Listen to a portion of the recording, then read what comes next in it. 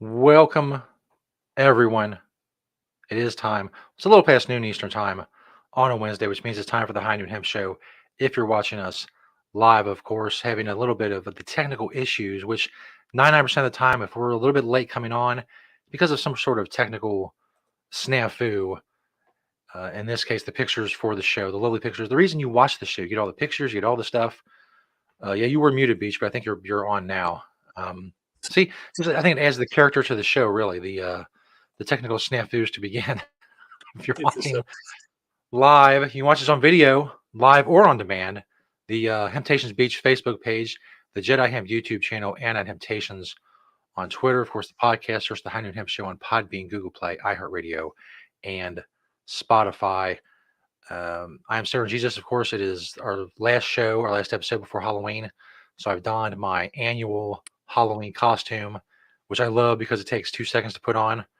I put it on my head and bam, I'm in Halloween costume. I'm ready for any eventuality, a surprise Halloween costume party, whatever. I'm there. I can be ready in 2 seconds. And of course, it evokes thoughts of cannabis and reggae music and whatnot. Pleasant things for you all to think about as Halloween comes up. You can search what I do, of course, on the internet if you would feel like it. Beach, who is still working diligently on getting the media to me and trying to work out these technical kinks that I think it's we not seem coming. all the time. So we may not have more the other pictures for you later. We'll see. You never know. That's probably, I guess, again, that's part of the character of the show. It's part of the specialness of the show. You never know what's going to happen, other than the fact that there will be some discussion about hemp. I can guarantee you that. He is Beach. He is high above the Sharonville, Ohio location of Temptations at the Hemp Quarters. How are things this week in the world of Temptations, Beach? It's computer literate. Um, things are okay. Just kind of chugging along here in the old hemp world. We wait for this election to come up to see what happens with that. But things are pretty okay, I suppose, in the hemp world this week. It is true. I am Beach. This is the High Noon Hemp Show, and I am high above the Sharonville locations in the Planet Everywhere studios. Yes on two. It says yes on, I think it said yes on three before, but now it's yes on two, Yeah. as Hey, far as I know, we'll here in see. Ohio.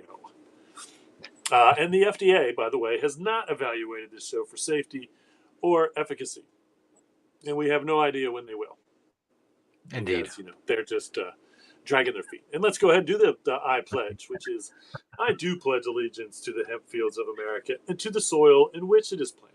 One seed under the sun with responsibility, sustainability, and thrivability for all. That's true. Yeah. That's the goal.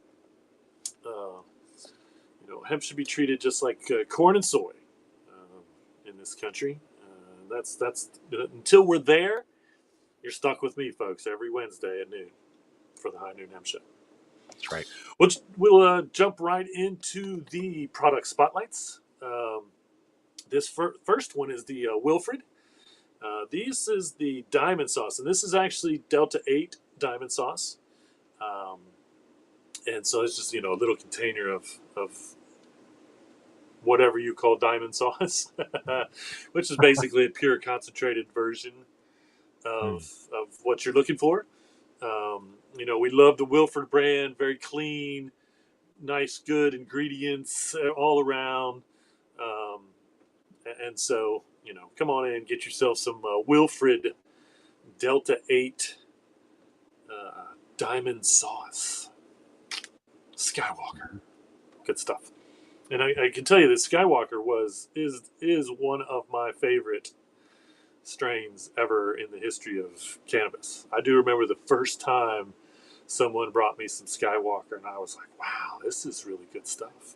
Anyway, the next one here is a classic company. Mary Hempster has been around as long as we have, but this is their CBD lotion, and one is a warming lotion with the red label. The other is actually a vegan CBD lotion, which is something that Mary Hempster's always tends to do is make one version of their product that's not vegan and then make a version of it that is vegan.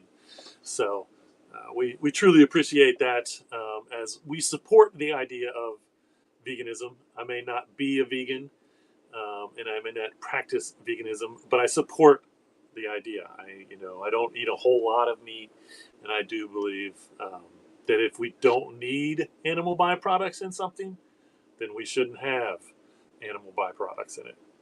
Just what it is. The next one here are the dime bags. These are, glad the picture came up there before everybody got something else in their head. Basically, these dime bags are made out of hemp. Yes, it's true. Dime Bag is a brand that we've been carrying for a long time. Love their products, good quality made products. We love them even more when they use hemp for what they use hemp for. And last but not least, a new product to the shelves.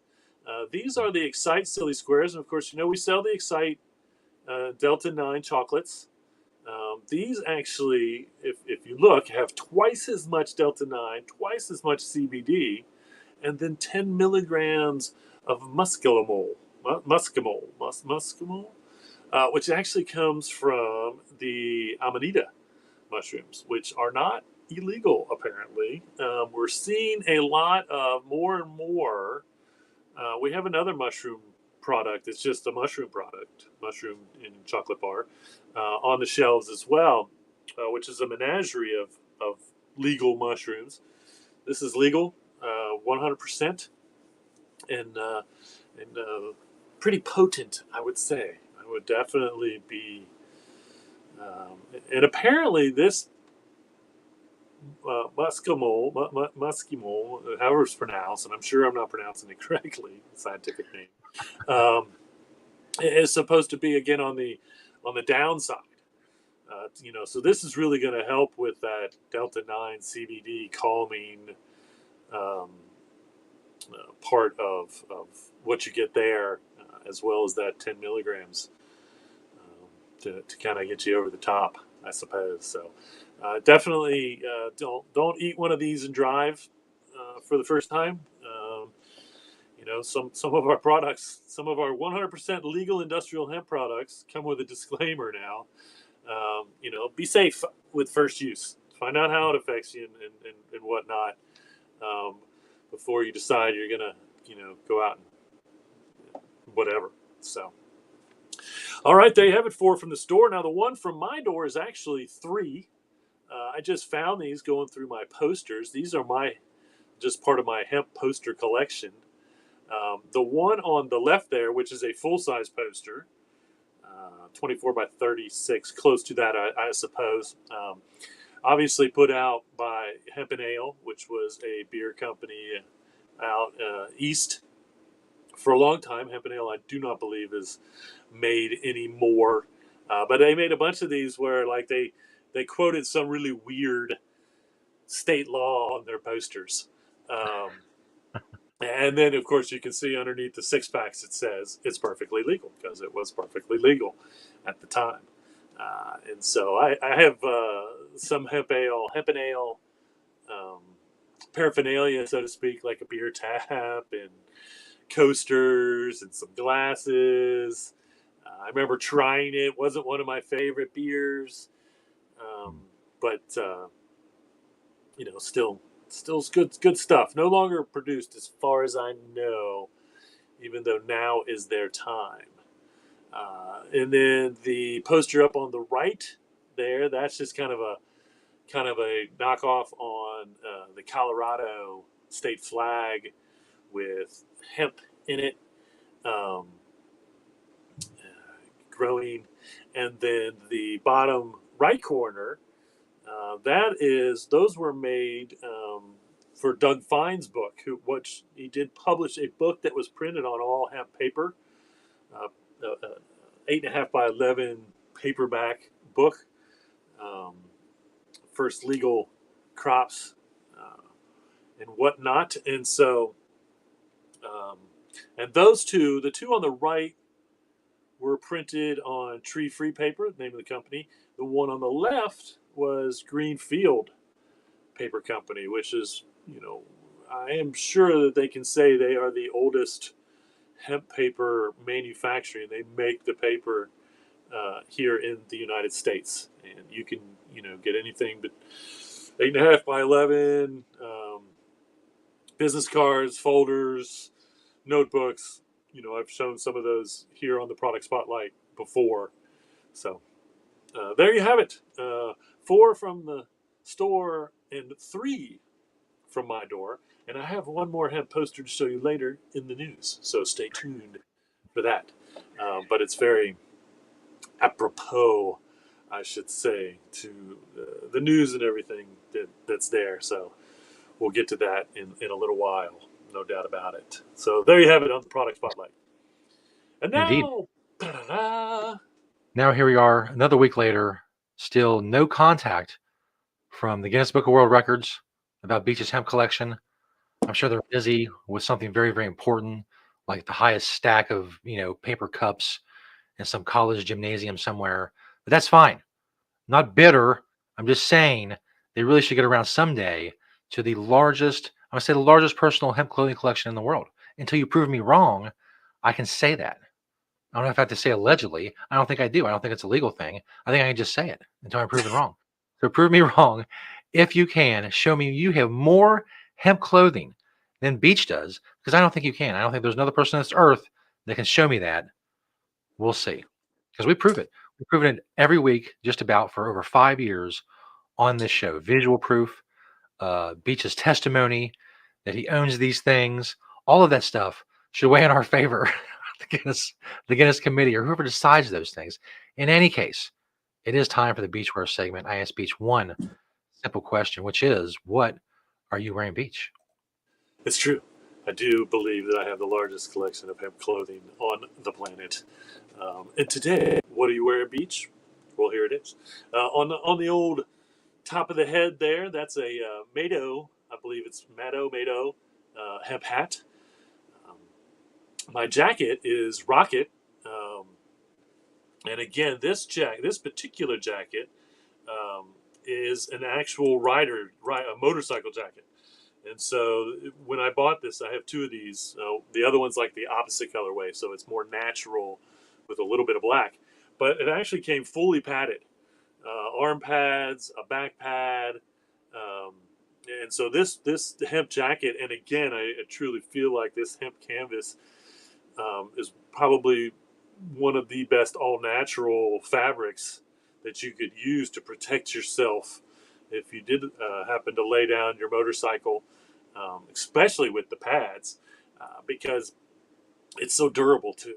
And so it would take a lot to really get to the part you're protecting, which is your skin, more or less. So very, very awesome motorcycle jacket, one way or another. My pants are Orvis.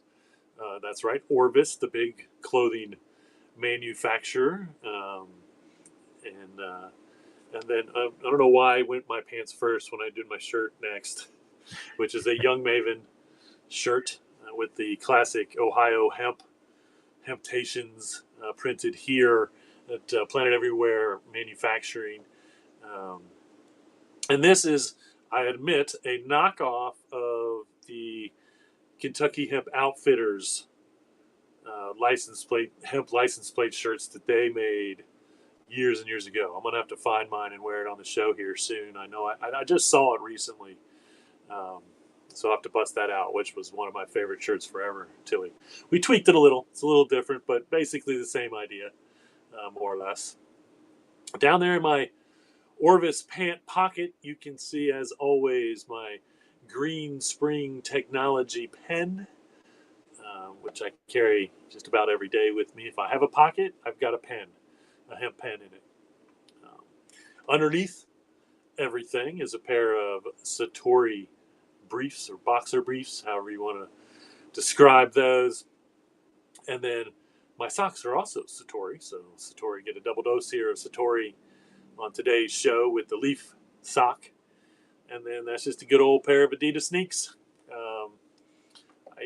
I do believe in my hemp clothing collection that I probably have more pairs of Adidas is the largest shoe, or the biggest selection of shoes that I have. I can only imagine how many pairs of Adidas, hemp Adidas, I have, but it's quite a bit. It's quite a bit indeed. So there you have it from the closet of the largest selection of hemp clothing on the planet until proven wrong. That's right. There you have it. And again, I did wear, as far as some of my records that I have already set and I'm ready for someone to break them. Different hemp hat every day for 168 days. A different, I'm sorry, 163 days I think on that. Different hemp shirt every day for 168 days. So that right there means I have at least 300 clothing items, if you consider hats clothing, 300 clothing items just in hats and shirts. Just in hats and shirts. I mean, I never really thought about that before. That's insane. It's, Nobody can beat again, that. the next thing to do is pants and shorts. So, wear a different pair of pants and shorts every day. Probably next spring I might start that one. I could probably go ahead and do my different pair of socks a day for however many days I have hemp socks. Different pair of shoes every day for however many different shoes I have. So those will probably be the next records to set in the ever going process of what are you wearing, Beach? Well, from head to toe, it's probably hemp. And now you know. There's more proof, one way or another. All right. Well, we didn't. I guess the hemp commercial never came over, did it? Has not made it through now. Never got that email for some reason or another. That's so weird that the first one worked, the second one didn't, and the third one did. I don't know what's going on. So no commercial this week, apparently, for some reason. So let's get right into the news. And what I will maybe try to do is I could throw up the pictures. I don't know if we can get these on the camera. This is actually a picture of a gentleman in insulation, working with insulation. This is Hemp Texture, and I've talked about them before. These guys are groundbreaking when it comes to what they do with construction material. They are opening what is being called the first non-woven bio-based manufacturing facility for making non-toxic home and building insulation. And so their main product is what they call hemp wool thermal insulation. That's their flagship product. And so if you're looking for insulation, definitely give it's like architecture but spelled hempitecture. And so check them out. Again, they are out in Idaho. That's where this facility is. I did find out it is in the southern part of Idaho, which makes sense because they're probably getting, honestly, a lot of their materials from Colorado, which is right across the border. I'm sure that some of their materials come from Idaho, but they're not importing any of their materials. They are using all U.S. grown hemp, as far as I know. So, okay, let's see if we can find a picture of these hemp Nikes that are getting released. Here it is. If you can see them, the camera is very pretty, not too bad. But these are the new. I have to do this because of the lighting, I think. These are the newest Hemp Dunk High SEs, and the part under the swoosh, the toe, and the tongue are all made using hemp material. And I would have to say that shoes, as far as shoes go, Nike's probably my second. It's a distant second because hemp Nikes are like super hard to find. They're the collectors eat them up, unless it's and hopefully this is a major release, not a minor release as I like to call it, whereas they're only releasing certain amounts. Hopefully this is a major release. Getting them out to the stores will make it a lot easier for the average person to go out and get a pair of these if they want them. But Nike has a tendency to do minor releases, and you can only buy them at their websites, and then they're very difficult very difficult to stand in line and actually win, um, because the collectors want them and the resellers want them. It's like tickets for concerts. Again, I wish there was a way to prohibit this from happening. Um, part of me says they love the fact that someone's going to spend $100 or so on a pair of shoes, and then hold on to them maybe for a little while, see how the production sales go, and then double that price to collectors after a little while. But high commodity, these hemp Nikes, they are not easy to find most of the time when they do release them.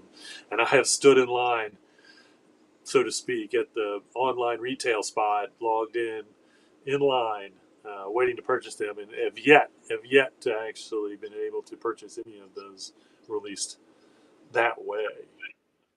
Hmm. If you're in the Chicago area, I always recommend going to the Nike store, or big city, any big city, I suppose. Find the Nike store and see. I actually went to the Chicago Nike store, and that's how I found a couple pairs of my hemp Nikes in the past, because their selection is so big. It's like 4 or 5 stories of a store in Chicago, anyway, the Nike store, and of course because of Jordan Yeah. and all that. It just makes sense. Um, that would be that way. But I'm sure there's a big one in L.A., New York, and some of the other bigger cities, maybe Miami. I don't know. So there was basically an article on animal betting, specifically horse betting, and this was all not just like the best you can get, but this was like these were the 6 options that you have for hemp betting, or for animal betting, horse specific. One of the only options I noticed on the list that actually touted themselves as dust free was the hemp betting. And so they said it's ideal for wet horses. So if you're running your horse and then you're putting it away in its stall, it's sweating, whatever, this is good for that. And it's also good because it's dust free for any animals that have respiratory issues, possibly. Or you want to prevent them from getting respiratory options, then you want to use this a dust free bedding one way or another. And again, this is the herd or the shiv of the stalk, same material that they use for hempcrete, or well, basically hempcrete. That's the other big use for this particular material. But basically, it's just bagged. 6 months or so ago, and I showed a picture of hemp bedding compared to some other type of bedding. And although the bags took up less space, it was equal to the other material. So I think you even get more out of it when you use it as a bedding. We're going to see more and more of this. And, Kentucky is prime grounds for needing horse bedding, clean horse bedding, and growing hemp. And so I'm almost surprised that there isn't a bigger hemp, especially equine, hemp bedding company. And there may be, and I might be wrong. So if someone knows of one that's coming out of Kentucky, um, it would not surprise me at all, one way or another. Let's see. Let me find this picture of. Let's see if I can find it. Where'd it go? This is Patagonia's new line. This is called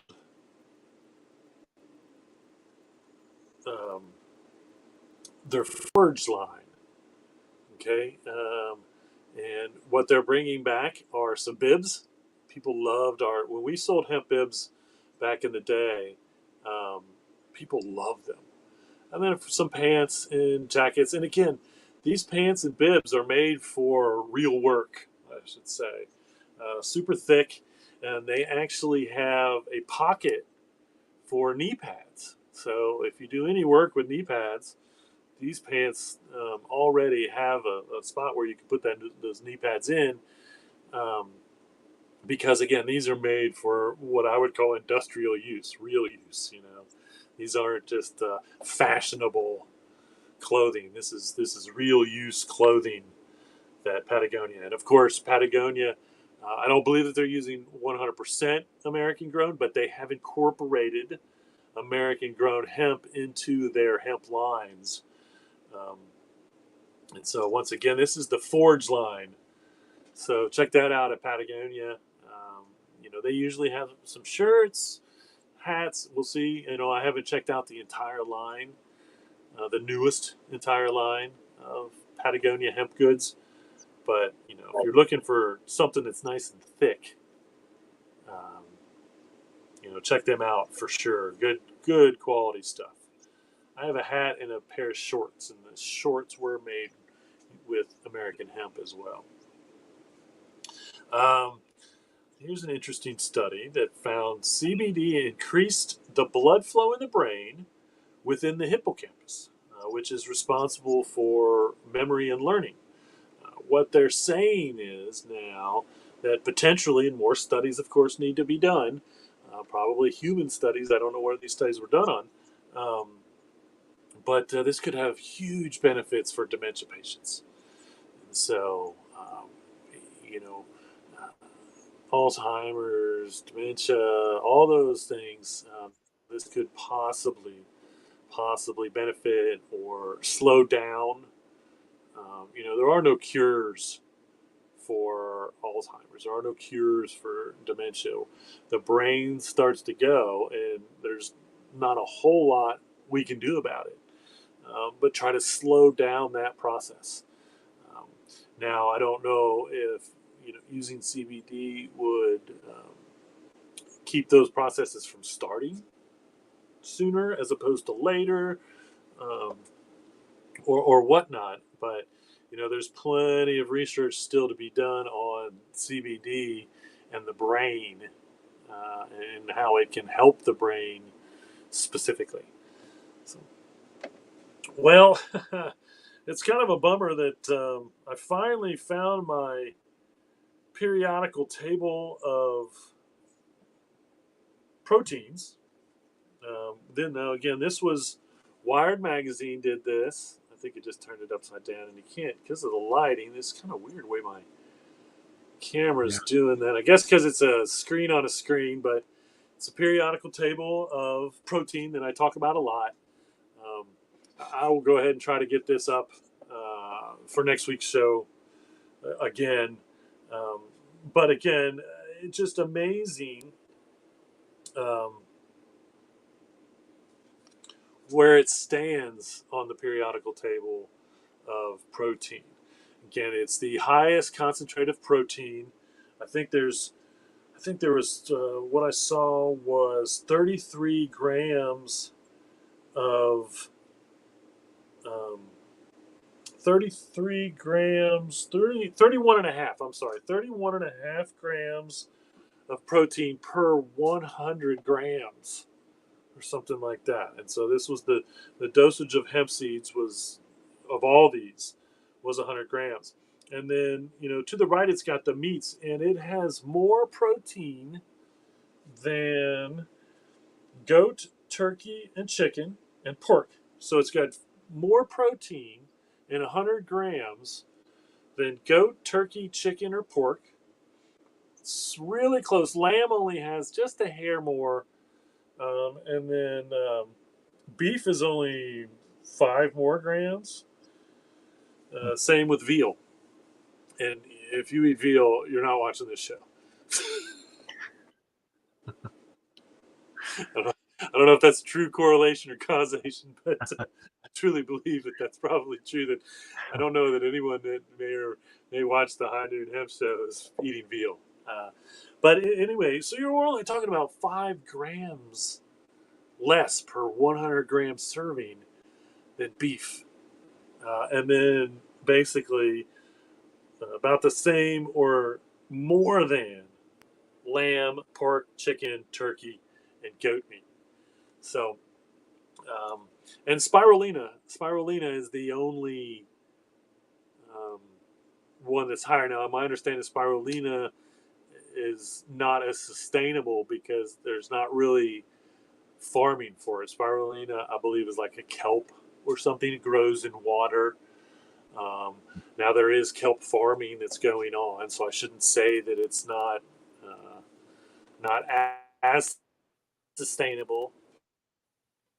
But what happened there? Yeah. Oh my, this thing, my iPad, it really just does some kooky things. So I'm gonna try doing this and see if it doesn't make it better. I don't know. So okay. Um, the health site, the health site, which is the name of the website. The article discover 5 homemade alternatives to protein powder, and of course, hemp is a rich source of healthful fats,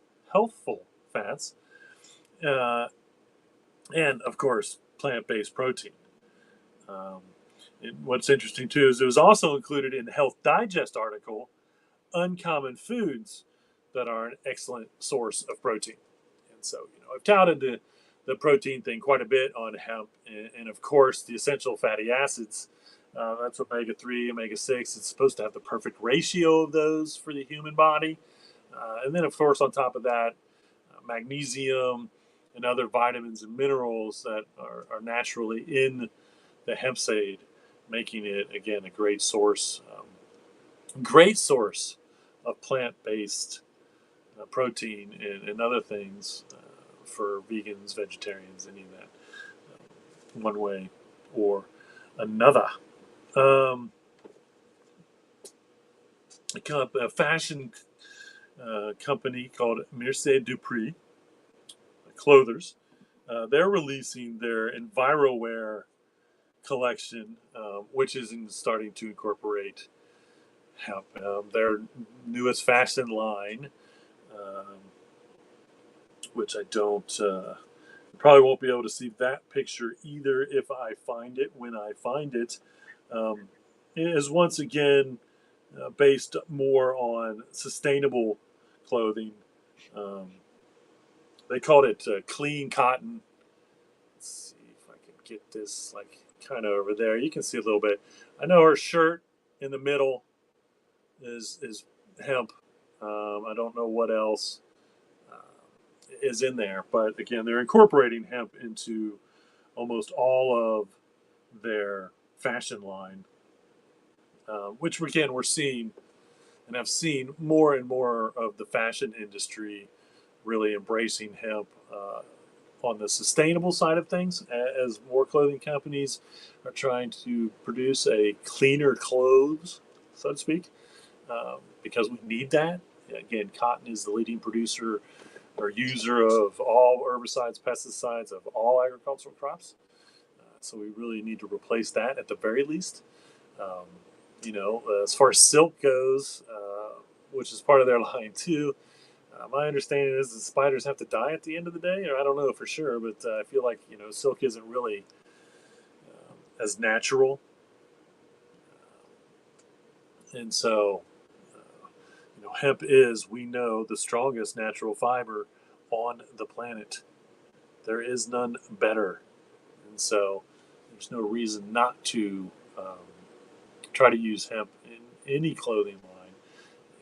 Soon enough, hopefully, we'll start to see some of these major manufacturers of everyday clothing, everyday T-shirts, everyday jeans, everyday, and not on the fashion line of things, which we are seeing. We are seeing that um, increase in using hemp in the clothing companies.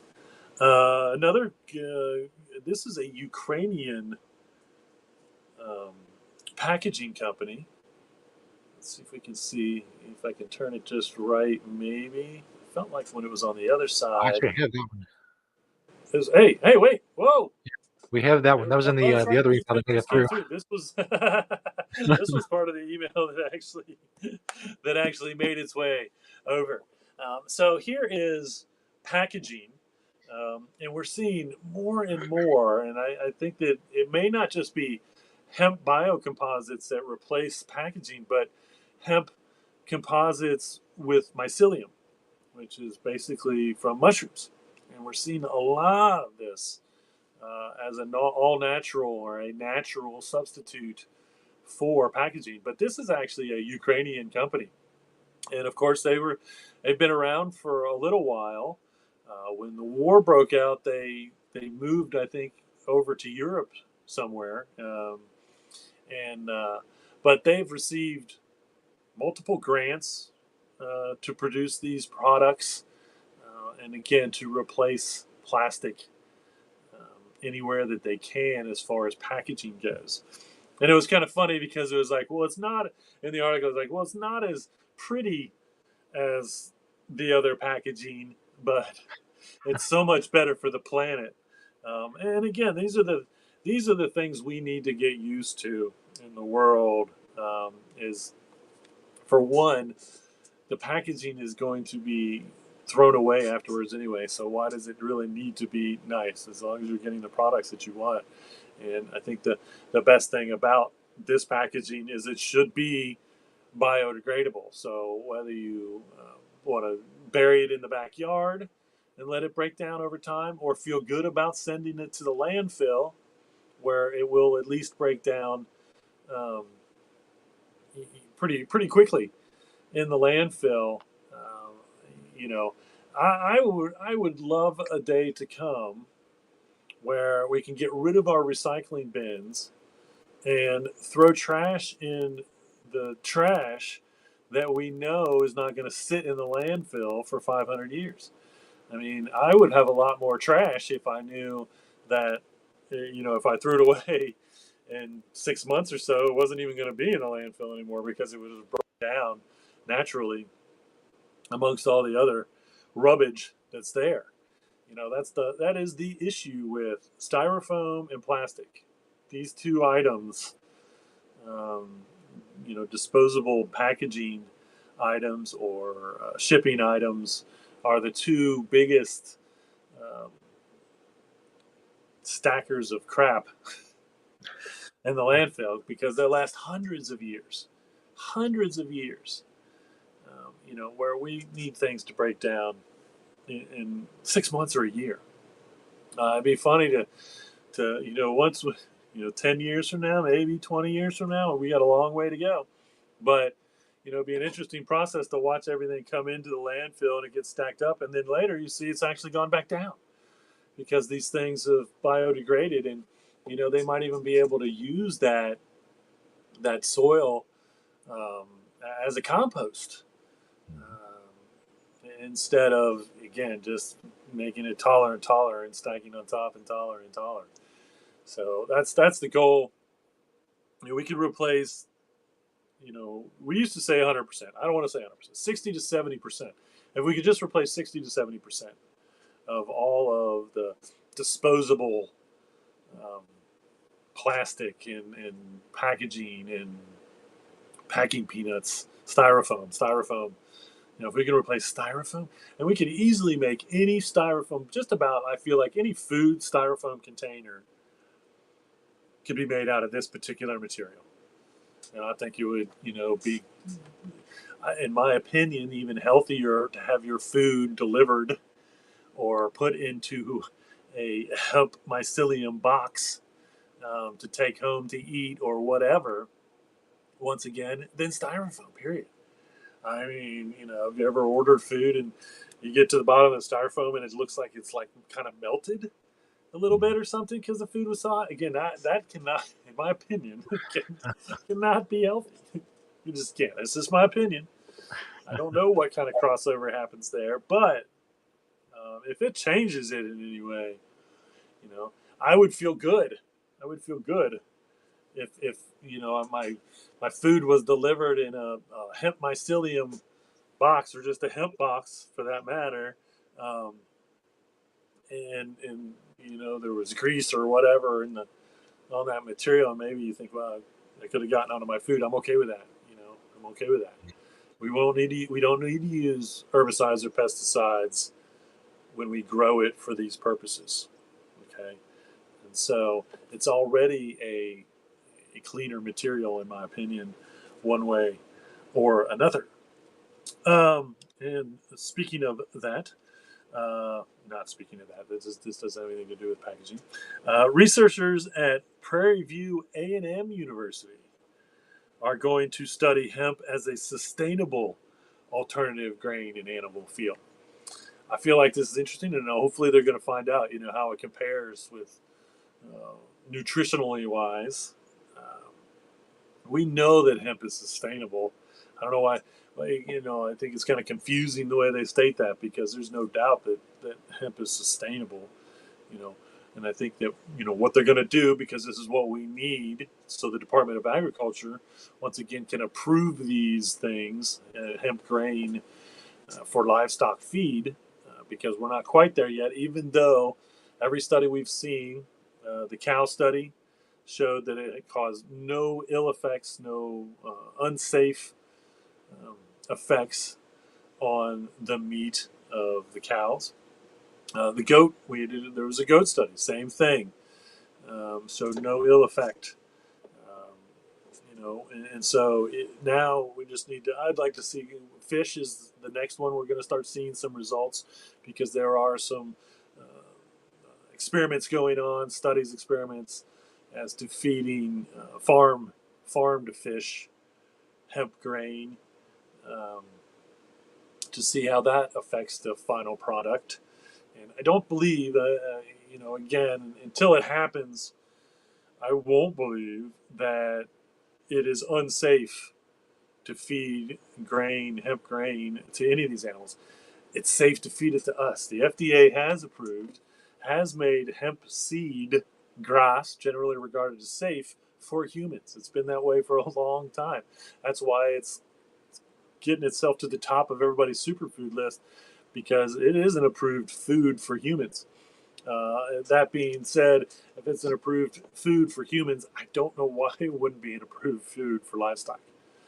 Only because it's still somewhat demonized, criminalized, made to look at as something different than, say, growing alfalfa, or any of the other cornmeal, or whatever that they feed cattle and horses and all these animals.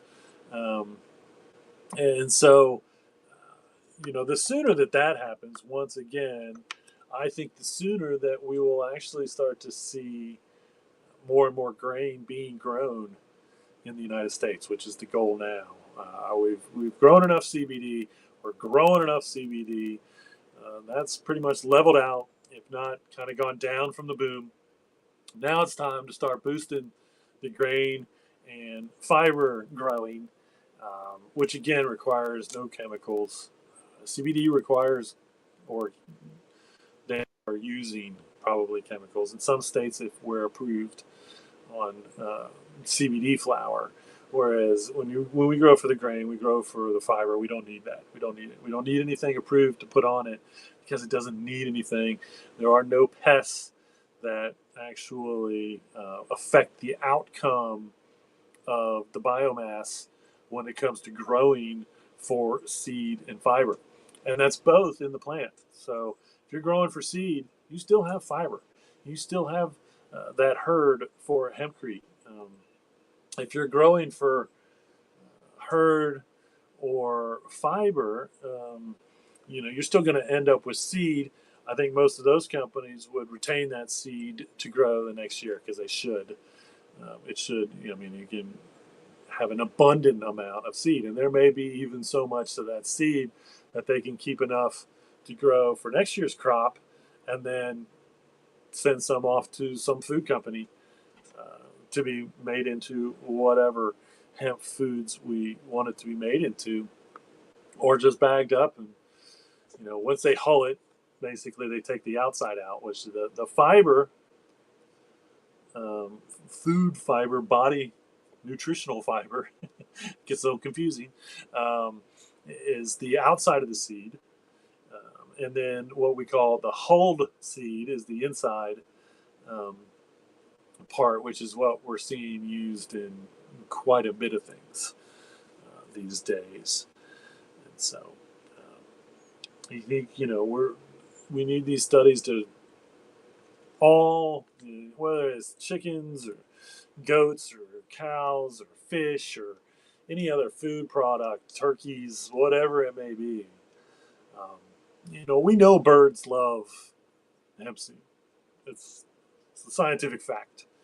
The rumor was back in the day that the canaries in the coal mine, okay, that were singing, when they stopped singing, there was trouble. The canaries that were fed hemp seed. The rumor has always been that those birds were healthier, sang better, louder, whatever, um, than some of the other foods that they might have fed the canaries. Um, and so, the birds flock to the fields when the seeds come out or after the field has been plowed. Um, they flock to the seed. And I think this was true with ditchweed. Growing up in Kentucky, again, we have this thing called ditchweed. Well, it's just industrial hemp left over from the war. We're talking 70 years. And again, when I was in Kentucky in the 80s and 90s, or the 80s, I should say, 70s and 80s, and ditchweed was still existed. It was growing down in the ditches, not too far from our farm. We knew about it. It was right off the road. But I think the birds flocked to that, when it came to seed at the end of the year. And so, um, bird seed. And I remember at one time or another, I haven't checked out exotic bird seed in the grocery store or the pet store recently, but there were a couple exotic bird feeds that included hemp seed in their mix.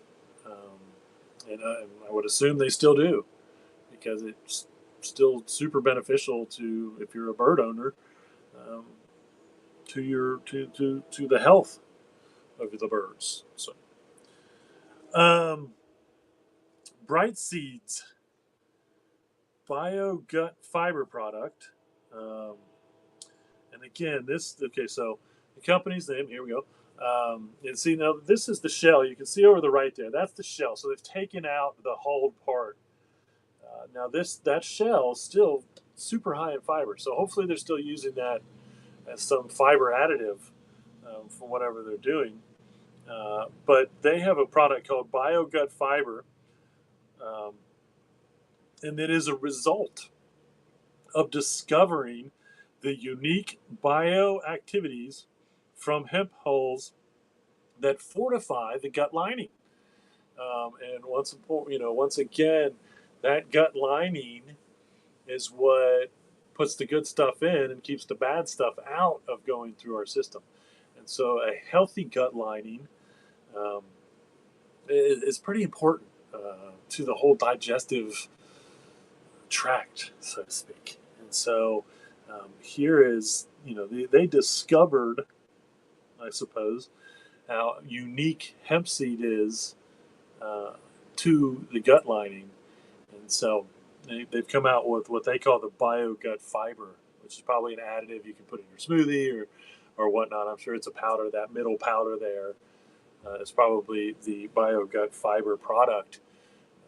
That once again, all you really have to do is take whole hemp seed if you wanted to, and I would recommend doing the whole hemp seed because then you get the fiber from the outer part of the hemp seed in it.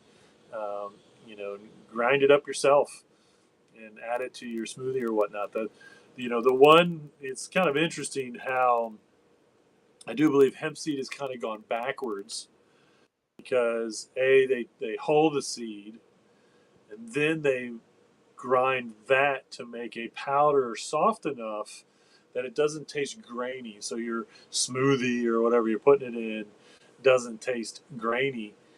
Whereas once again, sometimes we need to put up with things that we're not used to until we get used to them. You really want that whole seed in there so you get the fiber benefits of the outer part of the shell, and you also get all that protein and vitamins and magnesium and minerals and omega 3s and 6s from the inner part, the hull. of the seed. So it is all healthy one way or another. But we've kind of dumbed it down, kind of like we've dumbed down the actual fiber by mixing it with cotton to keep it soft or soft like a t-shirt. We've kind of dumbed down the hemp seed a little bit um, by shelling it to get that hull. And once again, most of that nutritional value is in the hull, except for fiber. But we fiber running through the gut is what you want to help keep it clean, all the way through the digestive tract. And this last, I think I sent over. Did you get the many uses of hemp? Those are the only two pictures I got. The ones I Oh showed. man, I think I added. I think I sent it over and then I added it to the end. I don't know if once again we'll be able to see. Where did that picture even go now? Probably won't be able to see this too easily. Get it in the camera. But this is another one. This was the other poster that I have, which was basically the many uses of hemp. This was put out by a food company, Canada Hemp Foods. Check them out if you would like. But basically, once again, they break it down from the seeds. The industrial products from the seeds include oil paints, varnishes, uh, printing inks, fuel, solvents, coatings. Food wise, you got hemp hearts, you got hemp oil, protein powder, and EFA food supplements, body care, soap, shampoos, lotions, balms, cosmetic. The leaves, very absorbent and good for animal bedding, mulch and compost. And so, we don't talk about the leaves a lot because there aren't a whole lot of leaf products out there. But I know the leaf has uses. We just need to find them. And from what they're saying, once again, um, is because they're very absorbent. They're good for animal bedding, and then maybe mulch and compost. Compost for sure. And I mean that's where all your leaves should go, into a compost pile if you rake leaves, uh, Yeah. one way or another. I don't know about mulch. I know that the hold part, that bedding we were talking about, I mean the herd, not the hold, the herd part of the stalk, same as the hempcrete stuff, the animal bedding, um, could also be used as mulch. I used it as mulch one year, probably 2 years. I laid down hemp herd mulch at the house, um, one way or another. Textiles, of course, you've got clothing, diapers, handbags, denim, shoes, fine fabrics. Again, anything that you can make um, from. What the heck just happened? Are you still there? Yeah, I'm here. Anything that you can make clothing wise, for the most part, that you can make from hemp. It can be woven as smooth as silk or as rough as burlap. That's part of the fiber itself. It's a little inconsistent, and so that's another part of all this. Your T-shirt does not have to be perfect. If there's like a little tiny, again, the inconsistencies are tiny in the fiber, but it might be like just where the fiber got just a hair thicker all of a sudden for whatever reason. Um, but again, this is all in the weaving and how it's woven. But um, there is no perfect in the world, and we shouldn't look for perfect in the world, one way or another. And then you've got paper, whether it's printing, newsprint, cardboard packaging, and then you've got the stalk, which is well, I'm sorry, no, the fiber, industrial textiles, ropes, canvas, tarps, carpeting, netting, caulking, molded parts. Um, an unbelievable amount of byproducts from the fiber part of it. If you go to that stalk, we know we can make fiberboard, insulation, acrylics, fiberglass substitute. What's interesting is they don't have hempcrete in here. That's how old this poster is, and it's really not that old. But it is quite amazing to me that under building materials, um, they don't mention hempcrete for using of the stock. And again, it's really something that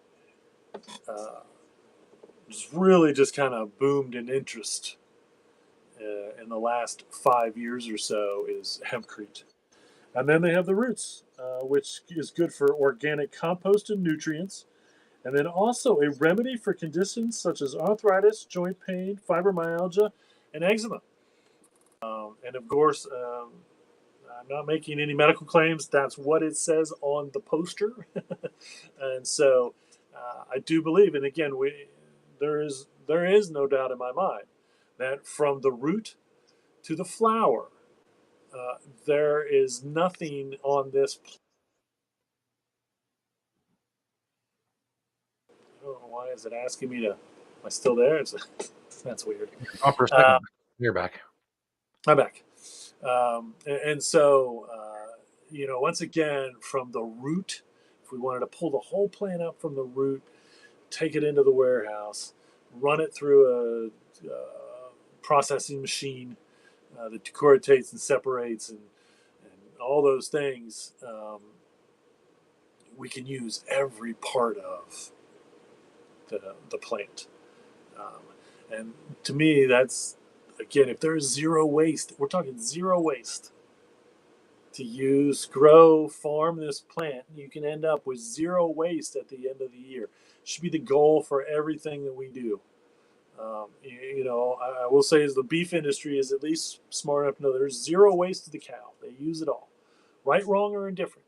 Whether you believe it's okay to do or not okay to do, but at least they use 100% of the animal being used. It's the same with the hemp plant. There's no doubt in my mind. You rip it up from the root, and we can use 100% of that plant to do whatever it is we need to do with it.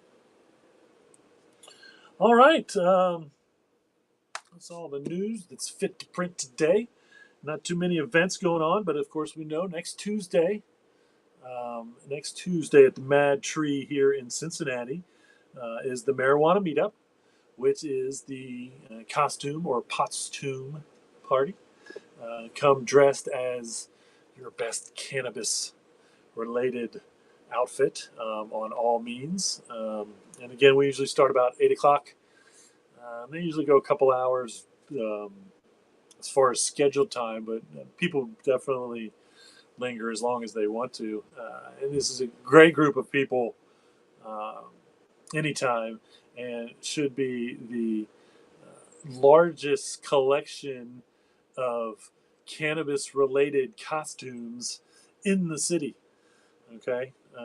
So even if you just want to come and check out how some of us dress to celebrate hemp or cannabis, marijuana, whatever you want to call it, should be quite interesting. I think I have finally decided on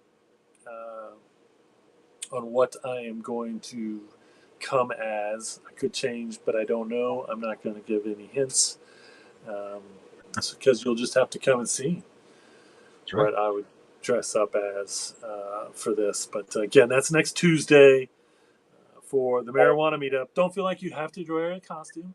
Come if you want to learn anything about cannabis, because there is a full range of participants and people that attend these meetings that have a vast, vast knowledge of all things cannabis, which is why I go. I go on the hemp side of things. I'm not there for the marijuana part of it, the medical marijuana part of it.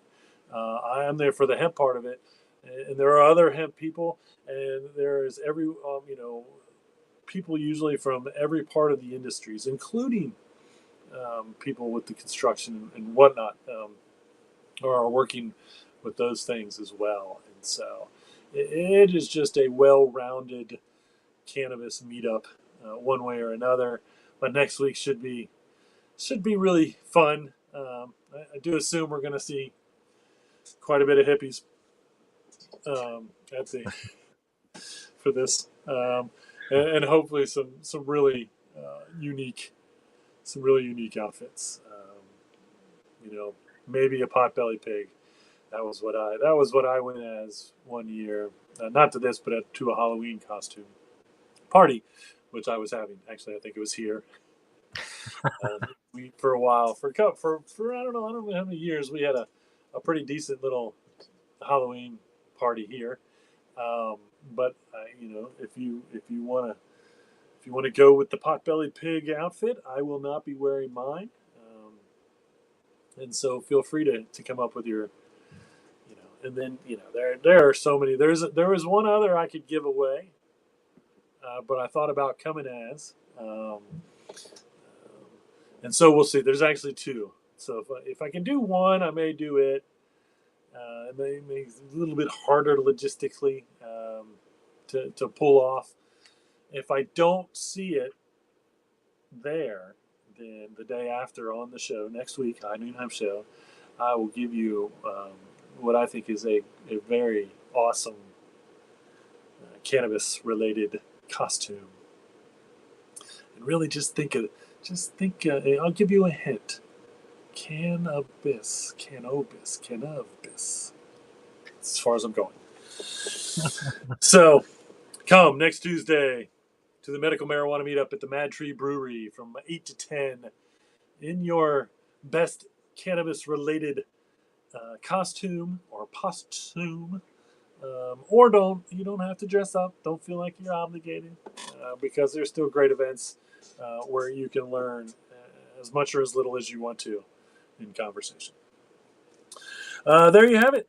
Don't have any questions to ask Beach anything. And of course, my beach thoughts were well a part of the show. I have no exclusive beach thoughts for the beach thoughts segment of the show. With that, remember, reduce, reuse, recycle. Make everything else out of hemp. Having temptations. See you all next week.